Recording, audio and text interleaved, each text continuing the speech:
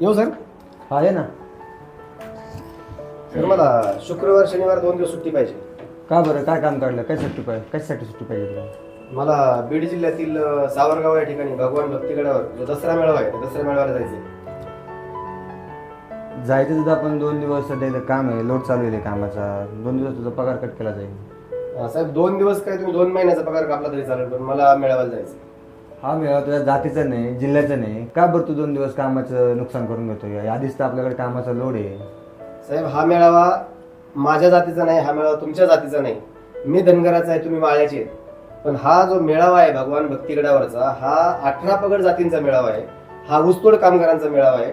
हा मेळावा शोषित वंचित पीडित दलित लोकांचा मेळावा आहे. आणि तिथे येऊन लोक 1 वर्षभराची ऊर्जा घेऊन जातात, विजयादशमी साजरी करतात. साहेब तुम्ही काही म्हणले तरी मला त्या मेळाव्याला जावंच लागते. कशाने चालला तू मग आता? मी जाणार साहेब, कशाने बसनी जाईल, मी कशाने पण जाईल, पण मला मेळाव्याला जावं लागते.